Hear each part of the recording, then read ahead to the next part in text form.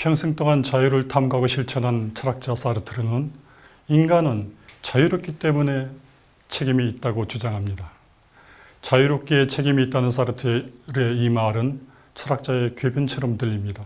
가령 자유연애란 서로 부담을 주지 않고 쿨하게 사귀는 것인데 자유롭기에 책임이 있다고 주장한다면 어떤 한 고루한 철학자의 궤변처럼 들릴 수 있겠습니다. 자유에는 어떻게 책임이 따를 수 있을까요? 내 앞가림도 하기 힘든 시대에 왜 사르트르는 책임이란 나의 삶에 대한 책임뿐 아니라 다른 모든 사람들에 대한 책임이라고 주장하는 것일까요? 인간이 정말 자유롭기는 한 것일까요? 인간에게 자유는 무엇일까요? 실존 철학자 사르트르는 인간에게 자유가 무엇을 의미하는지 알기 위해서는 실존에 대해서 우선 살펴봐야 된다고 주장합니다. 아리스토텔레스는 인간을 이성적 동물이라고 규정합니다. 기독교 신앙에 따르면 인간은 신의 형상에 따라 창조되었습니다. 그런데 13세기 스페인 북부 카탈로니아의 레이몽드는 아리스토텔레스와 기독교에서처럼 인간을 특정한 누구로 규정하지 않습니다. 그 대신 그는 인간이란 자기 자신을 창조하는 동물이라고 주장합니다. 아마도 이것은 인간에 대한 최초의 실존적 규정일 것입니다. 1945년 실존주의는 휴머니즘이라는 강연에서 사르트르는 인간을 실존으로 정의합니다. 그런데 실존은 탈존, 즉 기존의 자기를 벗어난다는 뜻입니다. 여러분, 1000년 전 호랑이와 인간을 지금과 한번 비교해 보십시오. 오직 인간만이 존재하는 방식을 스스로 계속 바꾸고 있습니다. 1000년 전 호랑이는 지금의 호랑이와 크게 다르지 않지만 스스로를 만들어 온 인간은 굉장히 많이 달라져 있습니다. 그런데 인간이 기존의 자기를 벗어나 새로운 삶을 살 수 있다는 것은 환경과 자기 자신으로부터 자유롭기 때문에 가능한 것이 아닐까요?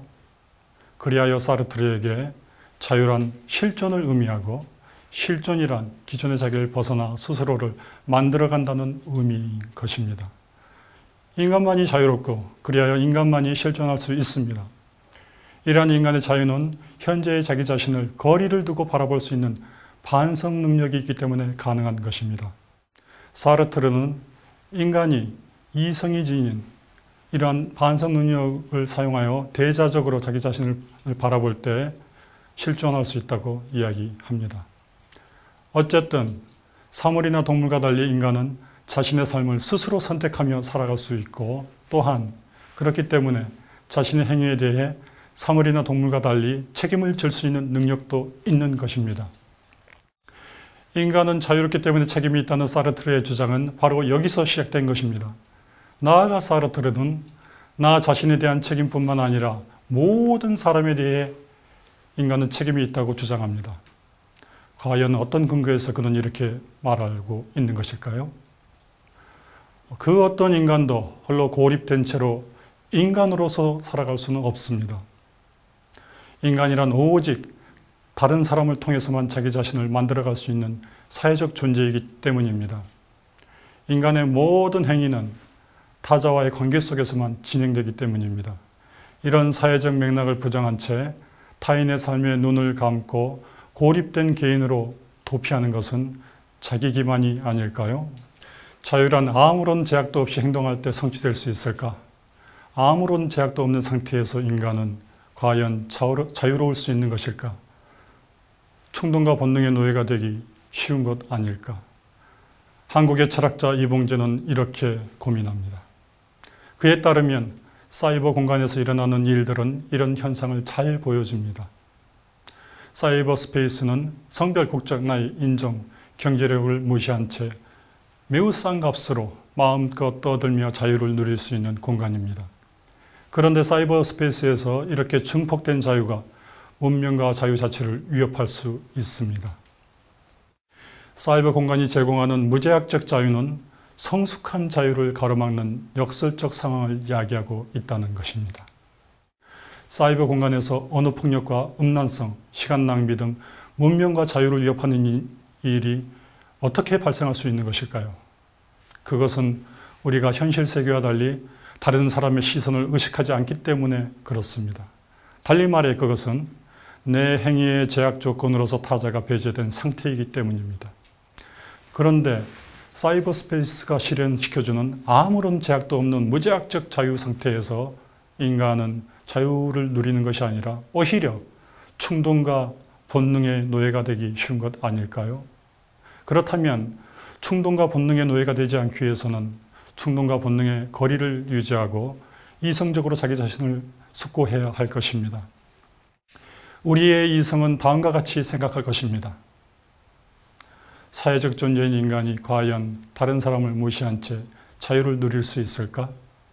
그는 타인에 의해 구속당하거나 충동과 본능의 노예가 되어 인간으로서의 존엄성과 자존감을 상실할 것입니다. 그렇다면 사이버 스페이스에서 인간은 어떻게 성숙한 혹은 진정한 자유를 누릴 수 있을까요? 여러 가지 대답이 가능하겠지만 이봉주의 대답은 간단합니다. 언어폭력과 음란성, 시간 낭비 등 문명과 자유를 위협하는 이 일이 사이버 공간에서 발생한 직접적 이유가 현실에서 다른 사람과의 관계에서 요구되는 A 범주를 무시하고 아무런 제약도 없이 행동했기 때문이라면 그 반대로 행동하면 된다는 것입니다. 즉, 현실처럼 사이버 공간에서도 다른 사람을 존중해 줌으로써 인간은 충동과 본능의 노예가 아니라 스스로의 삶의 주인이 되어 자유로울 수 있다는 것입니다. 그런데 타자를 존중해 준다는 것은 다른 사람을 도덕적으로 대하는 것이고, 다른 사람을 도덕적으로 대한다는 것은 타율에 의해서가 아니라 자기 스스로, 즉 나의 이성적 판단에 의해 자율적으로 책임감 있는 행위를 한다는 것입니다. 이는 칸트가 200년 전 갈파한 진실입니다. 내 행위를 제약하는 타자를 의식하고 도덕적으로 대하는 것은 나의 자유를 제약하는 것이 아닙니다. 이것은 오히려 내 행위에 대한 책임을 내 자유의지에 따라 스스로 짊어지며 성숙한 자유를 누릴 수 있는 가능 조건인 것입니다. 영문학자이면서 영문학의 영역을 넘어서 한국 현대 정신사를 이끈 김우창 역시 자유에 대해 비슷한 고민을 했습니다. 자유란 한 개인이 하고 싶은 것을 어떠한 구속이나 제한 없이 마음대로 하는 것일까? 자유가 이런 것일 때 앞에서 살펴보았듯이 인간은 자유롭지 않고 오히려 충동과 본능의 지배를 받기 쉽습니다. 근대 이후 서구에서 등장한 자유주의는 개인이 가능한 한 자신의 이익을 최대한 챙길 수 있는 체제를 추구합니다. 즉, 자유주의 체제에서는 개인이 가능한 한 자신의 이익을 최대한 추구할 수 있을 때 자유가 실현될 수 있는 것으로 생각합니다. 그런데 평등은 자유의 전제 조건입니다. 평등하지 않고서는 아무도 자유로울 수 없다는 것입니다. 서구 자유주의가 등장하면서 이상적인 사회체제 모델을 제시한 헙스, 로크, 루소의 사회계약설은 모든 인간이 태어나면서부터 자유롭고 그리고 능력에 있어서 평등하다고 전제합니다. 그러나 실제로 그렇습니까? 김우창에 따르면 평등이란 헙스나 로크가 생각하듯 모든 인간이 동물이 아닌 단지 인간으로 태어났다는 그 자체만으로 그리하여 인간이 지닌 수준의 능력을 타고났다고 해서 저절로 가능한 것이 아닙니다. 구체적인 현실에서 평등은 권력과 재화의 평등을 말합니다. 자유는 이런 것들을 전제로 합니다. 그런데 현실적으로 사람이 지닌 권력과 재화는 평등하지 않죠.